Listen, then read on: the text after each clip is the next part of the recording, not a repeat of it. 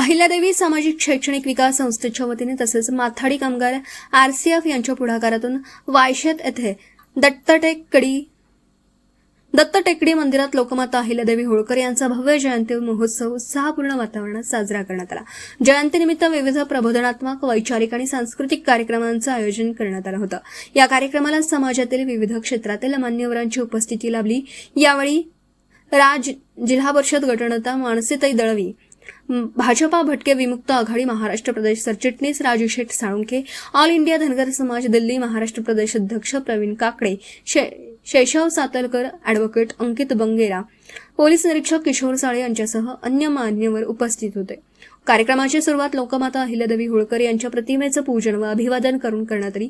त्यानंतर धनगरी संस्कृतीचं दर्शन घडविणारा धनगरी ओवी कार्यक्रम, महिलांसाठी हळदी कुंकू समारंभ, प्रमुख पाहुण्यांचा सत्कार तसेच हरिभक्त परायण ज्ञानेश्वरीताई घाटगे यांच्या प्रभावी कीर्तनाने उपस्थितांना अध्यात्म, संस्कार आणि समाजसेवेचा संदेश दिला।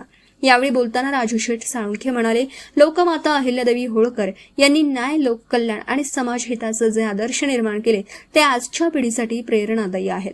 त्यांच्या विचारांचा वारसा जतन करून समाजात एकता आणि जागृती निर्माण करणं ही काळाची गरज आहे। आजच्या महिला सर्व क्षेत्रात प्रगती साधत आहेत, हे अभिमानास्पद असल्याचं साळुंखे म्हणाले। प्रवीण काकडे यांनी आपल्या मनोगतात सांगितलं की अहिल्यादेवी होळकर यांचं कार्य केवळ एका समाजापुरतं मर्यादित नसून संपूर्ण राष्ट्रासाठी आदर्शवत आहे। समाजाच्या शैक्षणिक, सामाजिक आणि सांस्कृतिक उन्नतीसाठी त्यांच्या विचारांचं अनुकरण होणं आवश्यक आहे। तर मानसीताई दळवी यांनी महिलांच्या सक्षमीकरणावर भर देत म्हटलं, लोकमाता अहिल्यादेवींनी महिलांना नेतृत्व, स्वाभिमान आणि समाजकारणाची दिशा दिली। त्यांच्या जीवनातून प्रेरणा घेऊन महिलांनी विविध क्षेत्रात पुढे यावं आणि समाज विकासात सक्रिय योगदान द्यावं असं दळवी म्हणाल्या। कार्यक्रमाला मोठ्या संख्येने महिला, युवक आणि नागरिक उपस्थित होते। संपूर्ण परिसर अहिल्यादेवींच्या जयघोषाने दुमदुमून गेला। जयंती महोत्सवामुळे सामाजिक ऐक्य, सांस्कृतिक जतन आणि वैचारिक प्रबोधनाचा संदेश समाजापर्यंत पोहोचल्याचं समाधान आयोजकांनी व्यक्त केले।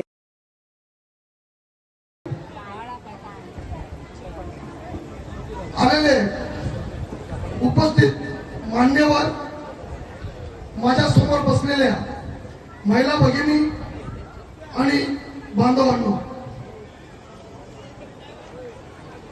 आज आपण लोकमाता, राजमाता अहिल्याबाई होळकर यांच्या जयंतीनिमित्त इथे आलेलो आहोत। अहिल्याबाईंच्या बाबतीत सांगायचं तर एकदम कष्टातली एक धनगर समाजातली एक स्त्री, ही अल्प वयातच त्यांना त्यांच्या पतीसह मुलाला सुद्धा गमावं लागलं। मित्रांनो, सोंडी या गावात जन्मलेल्या अहिल्याबाई यांना पहिल्यापासूनच धार्मिक देवाची पूजा करणं, शिक्षणाविषयी आवड होती। घरातले संस्कार त्यांच्यावर अशा पद्धतीने घडलेलं होतं की पुढे काहीतरी घडेल हे मल्हारराव होळकरांनी सांगितलेलं होतं की एक स्त्री, एक मुलगी, संस्कार स्त्री आपल्या घराण्याची सून व्हावी। आणि अल्पवयातच मल्हारराव होळकरांनी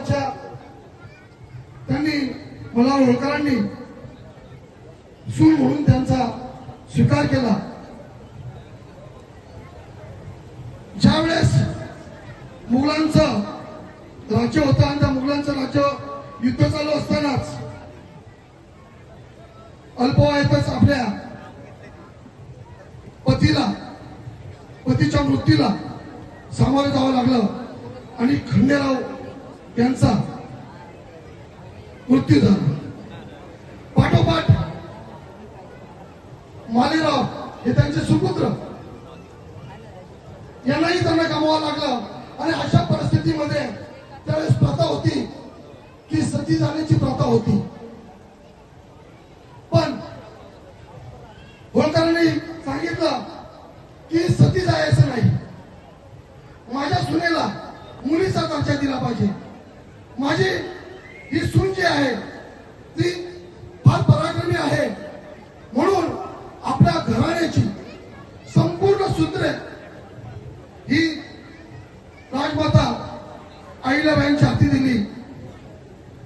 आणि अहिल्याबाईंनी सांगितलं की सती प्रथा म्हणजे त्यावेळेस 17-18 घरातल्या स्त्रिया सती गेलेल्या होत्या.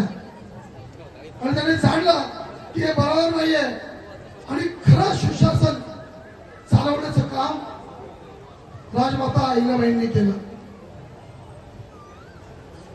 तुम्ही 12 ज्योतिर्लिंग पाहिली असतात, त्यावेळेस जपण्याचं काम, ती मंदिरं बांधण्याचं काम, म्हणजे केदारनाथ असो, बद्रीनाथ असो, विश्वेश्वराचं मंदिर असो, कोकणस्थ असणारी जेवढी आपली मंदिरं आहेत ते जोपासण्याचं, ते बांधण्याचं काम अहिल्याबाईंनी केलं.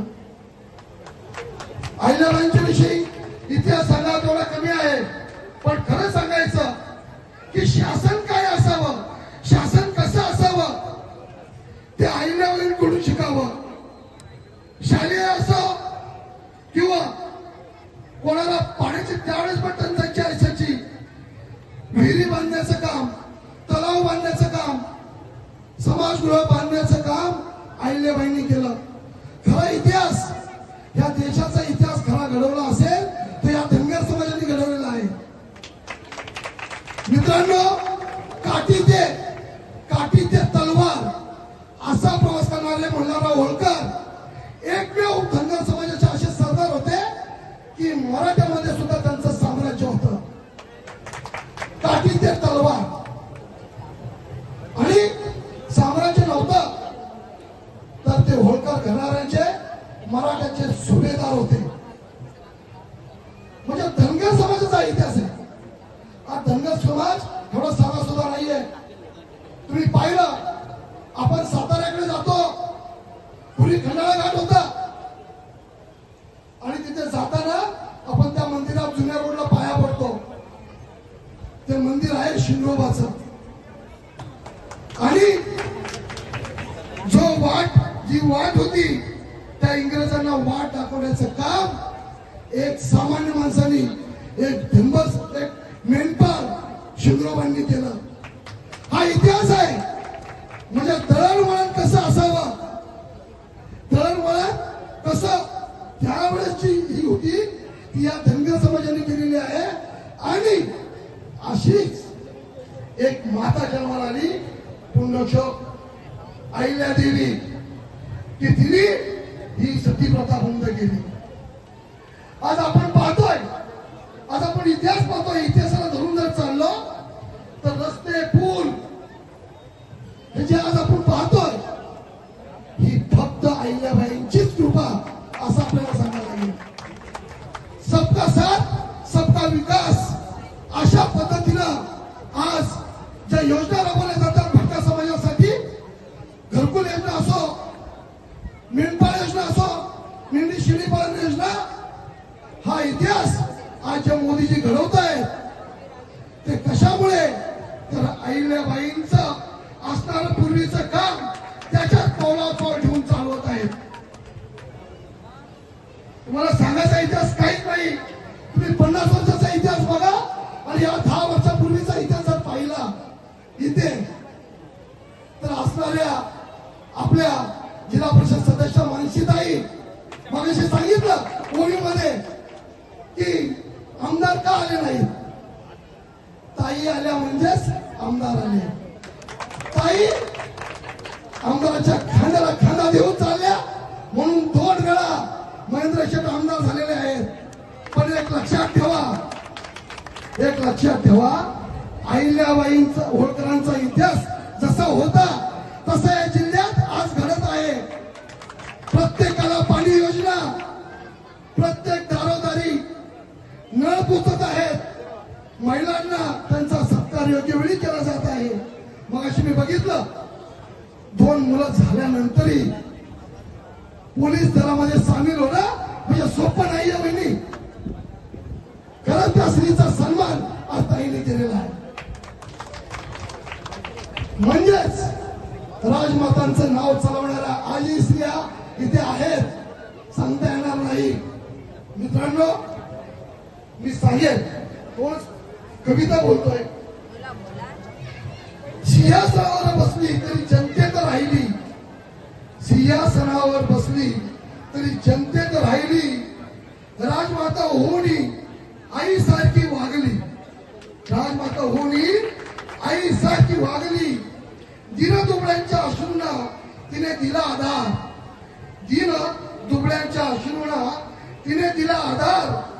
अहिल्याबाईंच्या कार्याने संपूर्ण भारत उजळला. मित्रांनो, सोपं नाही आहे ही संस्कृती चालवणं, हे टिकवणं सोपं नाही आहे. आजच्या युगामध्ये आपण विचार करतो की काय असावं, कसं असावं. आज आपण स्त्रियांच्या बाबतीत विचार केला. बघा, मुलांना तरुणांना वाटतं की आपल्या आई बाबांनी काय कष्ट केले. सर मुलं बोलतात आपलं, आमच्यासाठी तुम्ही काय केलं आजच्या युगामध्ये. पण एक स्त्री काम करते, उदाहरण देतो तुम्हाला, ती पाठीमध्ये 30-40 किलोचं वजन वाहते. कशासाठी वाहते? ती आई कशासाठी वाहते? की आपल्या मुलाचं भविष्य उज्ज्वल व्हावं म्हणून ती वाहत असते. मित्रांनो, आणि आजच्या युगामध्ये मुलं असा प्रश्न विचारल्यावर आपल्या मनाला पण कसं तरी वाईट वाटतं. मी एक बाबा म्हणून सांगतो, वाटतं की नाही वाईट? पण एक स्त्री काय करू शकते? एक स्त्री जर खांद्याला खांदा देऊन चालू शकते, ज्याच्या पुरुषाच्या पाठीमागे स्त्री, तिचं घर निश्चितच उज्ज्वल झाल्याशिवाय राहणार नाही. हा अहिल्याबाईंनी मंत्र दिला. तशाच आमच्या मानसी वहिनी आहेत, खांद्याला खांदा लावून चालतात.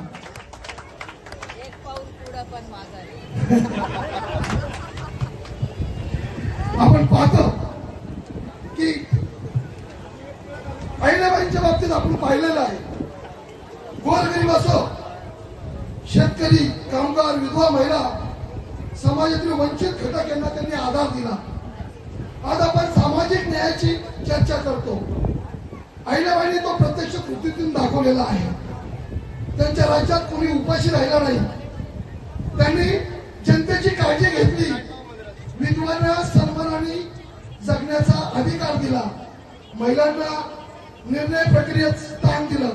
म्हणजे आज 50-50% जे आहे ना, ते अहिल्याबाईंमुळे होत. आपण हे लक्षात घ्या. आज वारंवार आपण विचार करतो की भारताचे पंतप्रधान विरासत आणि विकास यांचा उल्लेख करतात. त्यांनी सुद्धा काशीनाथ सारखं मंदिर, बद्रीनाथ केदारनाथ ही जी मंदिर आहेत त्यांना सुशोभित करण्याचं काम केलं. त्यांच्यापर्यंत रस्ते न्यायचं काम केलं. ते कोणाच्या जीवावर केलं? त्यांना हा इतिहास त्यांनी वाचला आणि हा इतिहास घेऊन ते पुढे चाललेले आहे. म्हणजेच अहिल्याबाईंचा इतिहास पुढे चालवण्याचं त्यांनी काम केलेलं आहे. तुम्ही आज इथं आलेला आहात. मी जास्त वेळ घेणार नाहीये. इथे जेवढं मी बोलेल तेवढं कमीच आहे. ज्याप्रमाणे आपण पाहिलं की सावित्रीबाई फुलेंनी शिक्षणाचं आपल्याला हे दिलं आणि आपल्या हातात आंबेडकरांनी संविधान दिलं.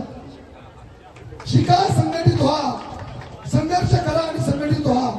अशा पद्धतीने आपण आज एकजुटीने इथे आलेलो आहोत आणि अशीच एकजूट तुमच्यात ठेवा आणि एकजुटीनेच आपण पुढे जाऊया. जाता एवढंच सांगेन, जेवढी एकीने राहू तेवढेच आपण आनंदाने खाऊ, नाहीतर राहणार नाही. म्हणा, अहिल्या माते की, अहिल्या माते की. माता बहिणींना कोण पाहिजे माहिती कोण पाहिजे हो? अवहार झाल्यावर जसा दिवा पाहिजे,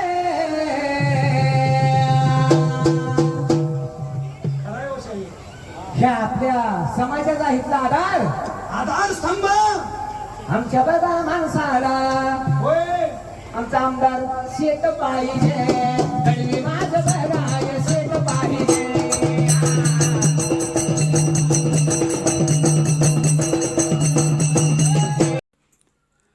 bureau reporter Dhammasheel Sawant, KTV news, Raigad. आपल्या परिसरातील बातम्या आमच्यापर्यंत पोहोचवण्यासाठी स्क्रीनवर दिलेल्या क्रमांकावर संपर्क साधू शकता. दूरध्वनी क्रमांक 9833235011. त्याचप्रमाणे अधिक माहितीसाठी स्क्रीनवर दिलेल्या KTV न्यूजच्या ईमेल आयडीवर देखील संपर्क करता येईल.